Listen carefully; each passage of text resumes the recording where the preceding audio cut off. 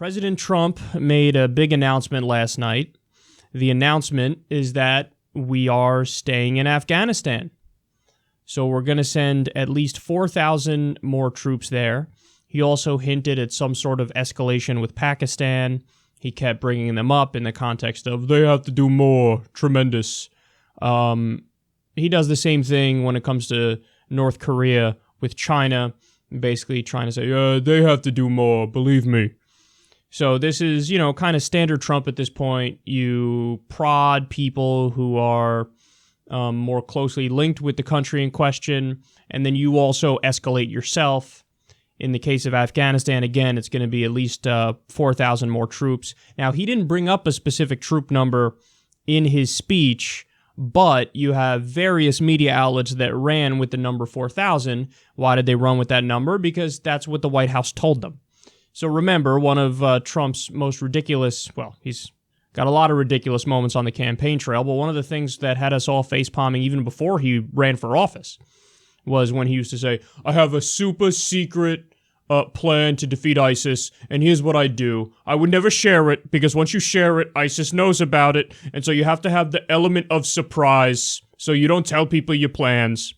So in his speech, he didn't mention a troop number because he wants to still be able to say, I didn't tell them my plans. But he leaked it to the media through the back channel. The White House leaked the number, which is about 4,000 troops. So he was contemplating for a while maybe privatizing the war in Afghanistan. Oh, well, that's great. It turns out he was convinced to not do that, but he still is going to escalate the troop levels. There are reports that General McMaster showed Trump pictures of the 1970s in Afghanistan when girls were wearing miniskirts and they were more free, that he used that to say, see, we can win in Afghanistan, we can make people more free, we could go back to a situation like this. Of course, that's hilariously ironic because the reality is it was the United States arming and funding the Mujahideen in Afghanistan in the 1980s under Ronald Reagan that was, partially, if not directly responsible for the descent of Afghanistan into the current situation that it's in right now. So we armed the Mujahideen. They broke up and became the Taliban and Al-Qaeda, and then they came after us with the weapons that we gave them. We were arming them because they were fighting the big bad Soviet Union. So we arm the fundamentalists, and then we turn around and say, I can't believe they're fundamentalists. We got to fix this. Well, it seems to me like when you partially created the problem, you're probably not the best people to fix it. That crazy idea. This is something Trump used to believe, but he doesn't anymore. So here's why this is so disheartening. John Schwartz and Robert Mackey of The Intercept took a look at all of Trump's comments on Afghanistan, so what his position used to be on Afghanistan. And there's never been a human being on the planet more concrete and straightforward and direct about their opinion on an issue before than Trump was on Afghanistan. Take a look at some of this. In 2013, he said, do not allow our very stupid leaders to sign a deal that keeps us in Afghanistan through 2024, with all costs by USA. Make America great again. We have wasted an enormous amount of blood and treasure in Afghanistan. Their government has zero appreciation. Let's get out. We should leave Afghanistan and immediately. No more wasted lives. If we have to go back in, we go in hard and quick. Rebuild the U.S. first. I agree with President Obama on Afghanistan. We should have a speedy withdrawal. Why should we keep wasting our money? Rebuild the U.S. Let's get out of Afghanistan. Our troops are being killed by the Afghanis we train and we waste billions there. Nonsense. Rebuild the USA. Karzai of Afghanistan is not sticking with our signed agreement. They are dropping us like dopes. Get out now and rebuild U.S. 84% of U.S. troops wounded and 70% of our brave men and women killed in Afghanistan have all come under Obama. Time to get out of there. Why are we continuing to train these Afghanis who then shoot our soldiers in the back? Afghanistan is a complete waste. Time to come home. Here's some more. In 2012, he said, it is time to get out of Afghanistan. We are building roads and schools for people that hate us. It is not in our national interests. 2011, he said, when will we stop wasting our money on rebuilding Afghanistan? We must rebuild our country first. Now, if that wasn't clear enough, even though obviously to anybody by the first 2 tweets, you went, I got it. Okay, I see exactly what he believes and exactly what he's pushing for. And by the way, he said this on the campaign trail too. It wasn't like, oh, we were going back to this episode earlier before he was president. No, he said this back then, and he said this on the campaign trail. He repeatedly said, was the only Republican who said, we got to rebuild. What are we doing? We got to rebuild our country here. We got airports that look like third world countries. Rebuild our country here. Stop wasting money overseas. That's what I'm going to do. Make America great again. America first. Remember that? America first. What happened to America first? Apparently it's Kandahar first now, or Kabul first now. You fucking two-faced bitch. But here's the best for last. Donald Trump making comments. I believe this one as well was in 2012. Let's watch. Afghanistan is a total and complete disaster. What are we doing? We have all of these horrible events taking place there. We can't even run our own country. We don't build our schools. We don't build our highways. We don't build anything anymore. What's wrong with us? What's wrong with our leadership? And now we have Afghanistan, where a man loses his mind and goes around on a killing spree, and the world hates us for it. What is going on? Money should be spent in our country. We should rebuild our country. And we should also, by the way, reduce our $16 trillion in debt. Let's get with it. Get out of Afghanistan. We've wasted billions and billions of dollars, and more importantly, thousands and thousands of lives, not to mention all of these young men and women that come home and they really have problems. Let's go. Let's get with it. We need leaders that know what they're doing. Nobody was ever more right on an issue than Trump was about Afghanistan until now. He is probably the most public voice, save maybe like Ron Paul, but the most public voice against staying in Afghanistan. And he was that for a very long time.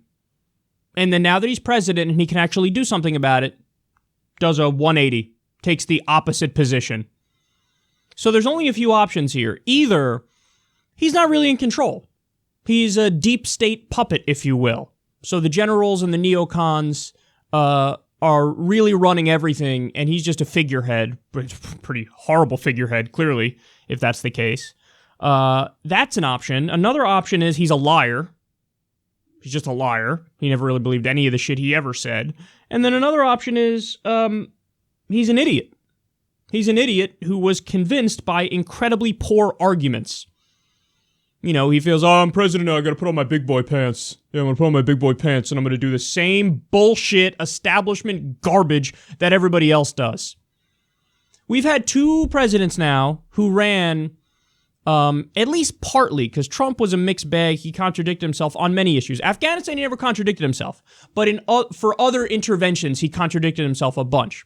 But you had Obama and you had Trump who ran, at least to an extent, on non-intervention. Obama took office with 2 wars going on. He left with 2 wars still going on and another 5 interventions on top of it.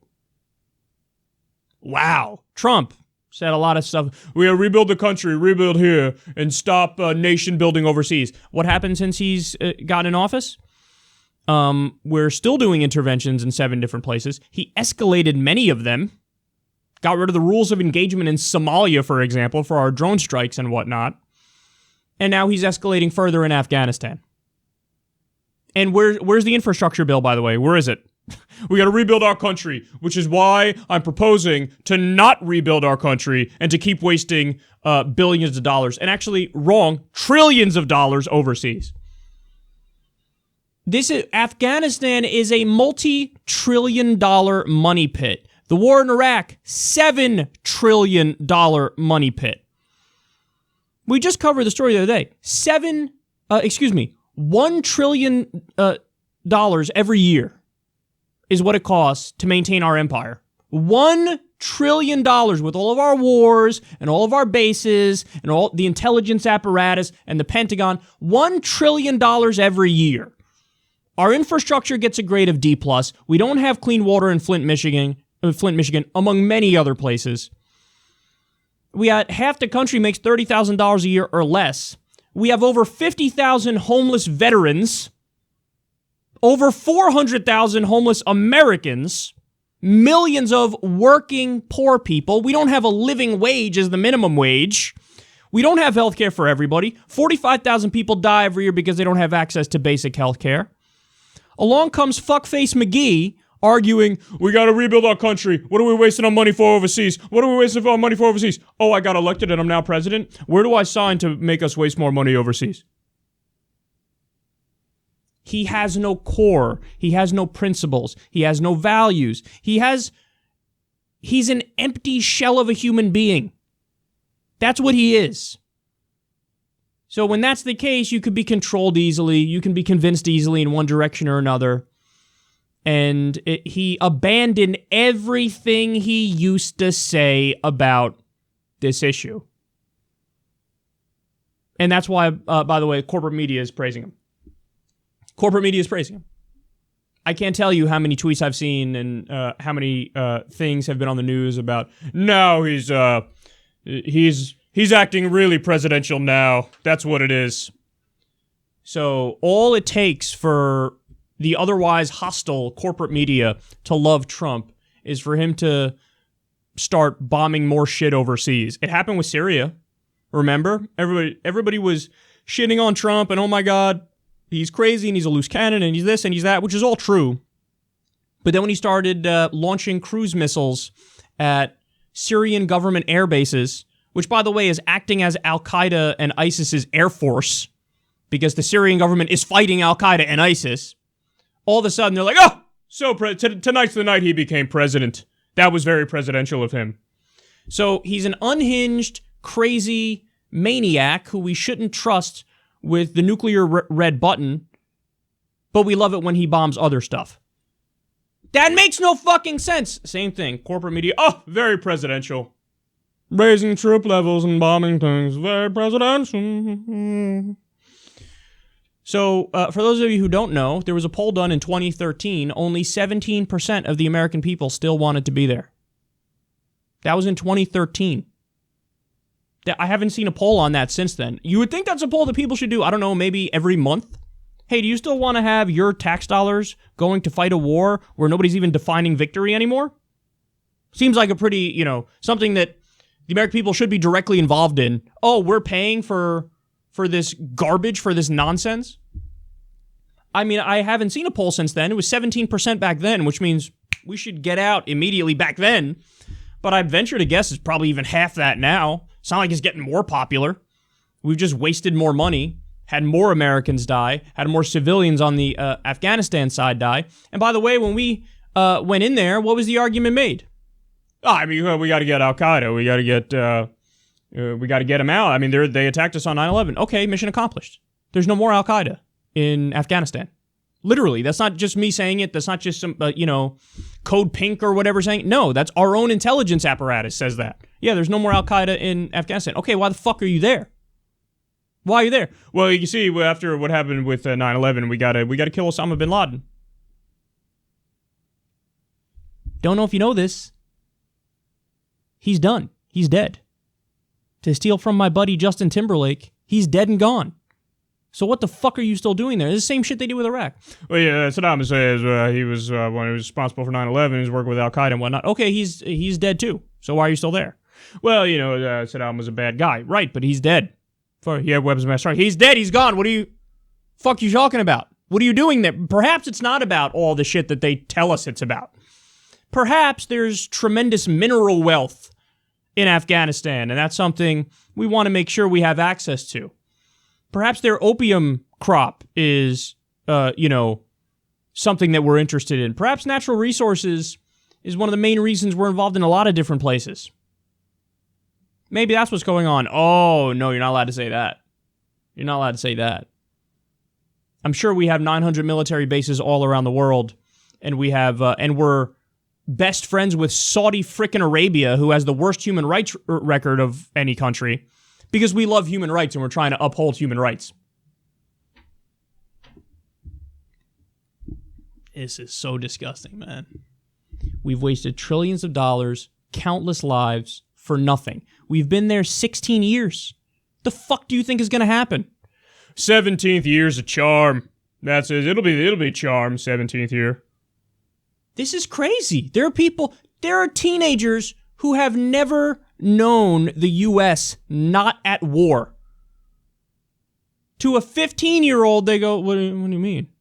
That's what we do. We're always at war. They don't think anything of it. You know, war is a thing. We're supposed to be like, whoa, the country's at war? What the fuck? That's supposed to be a last resort. Not something you jump to and whatever, we just stay there forever.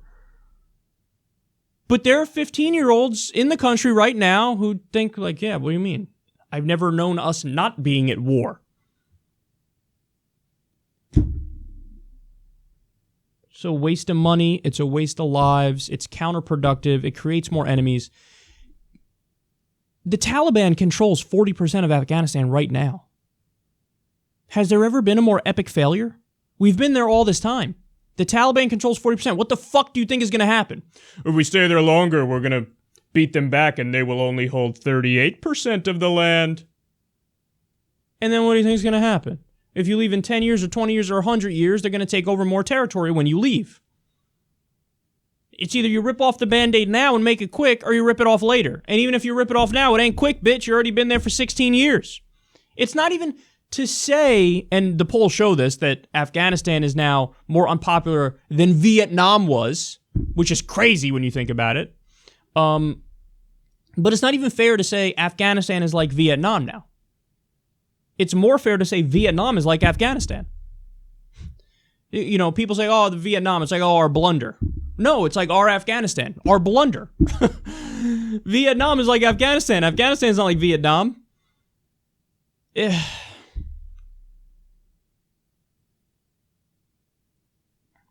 He used to say the right things. He used to believe the right things.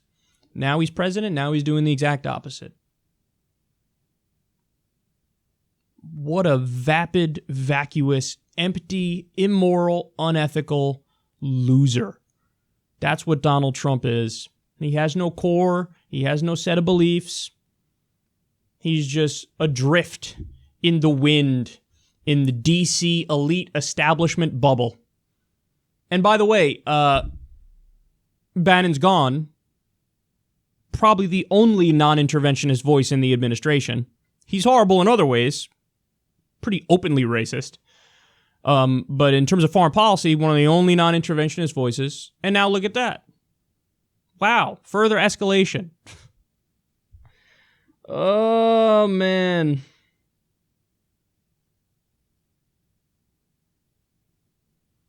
When it appears hopeless, we have to fight twice as hard.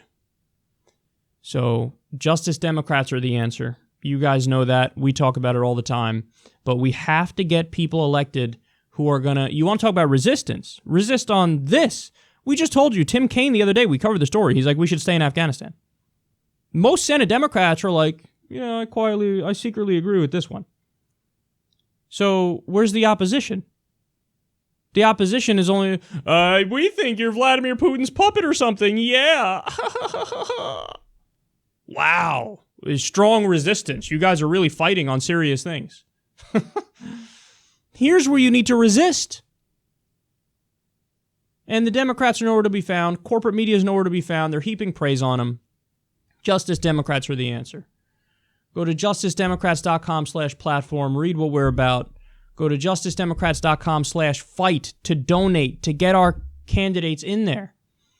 We got to take down this ineffectual, disgusting Democratic Party, and really this system that's run by corporate Democrats and Republicans. It's run by elites, totally disconnected from the pain, the suffering of the average family, working people. And they're blowing our tax money on stuff like this in the process. It doesn't get any worse than this, man. This is really a dark day in American history.